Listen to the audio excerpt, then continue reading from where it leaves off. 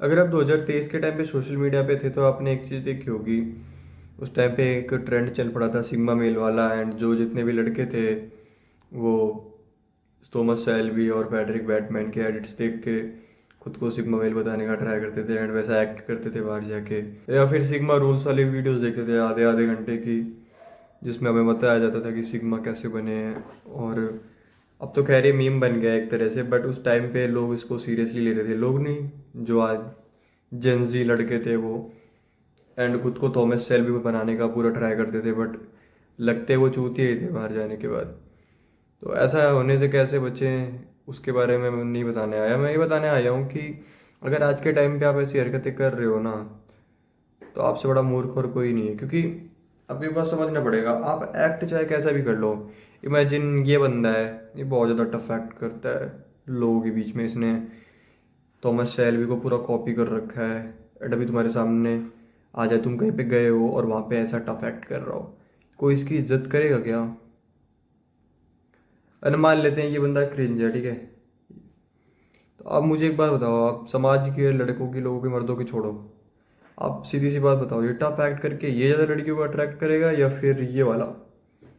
अब इतना इधर थोड़ा सा भी कुछ है ना, तो आप सीधी सी बात, आपको लगेगा ये वाला करेगा, बिकॉज टफ एक्ट करके कुछ नहीं उखड़ने वाला।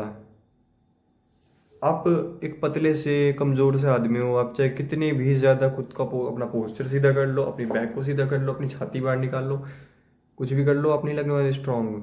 स्ट्रॉन्ग लगने के लिए आपके पास फिजिक होनी चाहिए। अब एक आदमी है जिसके पास फिजिक अच्छी है, अब वो चाहे अपनी छाती बाहर ऐसे ज़बरदस्ती निकाले मत निकाले, कमर सीधी करे मत करे, वो लगेगा वो स्ट्रॉन्ग देखने में, दूर से लगेगा। ठीक है, दोनों को साथ में खड़ा कर दो, वो छाती निकाले खड़ा है जो कमज़ोर आदमी था, एंड जिसके पास फिजिक थी वो लूज होकर खड़ा है, फिजिक वाला ही बेटर लगेगा, वही स्ट्रॉन्ग लगेगा। तो आपको ये बात अपने दिमाग में बिठानी पड़ेगी कि आप एक्स्ट्रा चीज़ें कुछ भी कर लो, लड़कियां उससे अट्रैक्ट नहीं होती हैं। टेक्सटिंग करते टाइम कुछ लोग इमोजी वगैरह का ध्यान रखते हैं, ऐसे नहीं ऐसे लिखूंगा, ये मैं कह रहा हूँ तुम चाहे कुछ भी लिख दो, लिख के रहो, उससे फ़र्क नहीं पड़ रहा, तुम हो क्या चीज़ उससे फ़र्क पड़ता है। इसलिए अब तुम बाहर जाके टफ एक्ट कर लोगे तो तुम्हारी जो औकात है ना वो ही रह जाएगी। तो जो चीज़ें हैं जैसे कि फेस, फिजिक, सोशल स्किल्स, जो भी तुम्हारा स्टेटस वगैरह है, क्या कमा रहे हो, कैसा ज़िंदगी जी रहे हो, वो सब चीज़ों पर डिपेंड करता है वो।